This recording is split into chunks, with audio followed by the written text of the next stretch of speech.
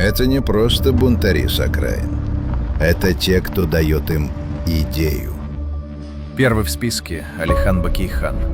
Бывший чиновник, потомок ханов. Он мыслит категориями государств, сэр. Он не просто хочет автономии, он строит фундамент. Если его не остановить, он заберет у нас всю степь. Законным путем. А этот — Ахмед Байтурсынов. Учитель? Хуже. Он лингвист. Он меняет их алфавит, перекраивает сознание через язык. Он дает им голос, который мы не сможем заглушить. Пока мы воюем пулями, он воюет буквами. И самый дерзкий — Маржакып Дулатов.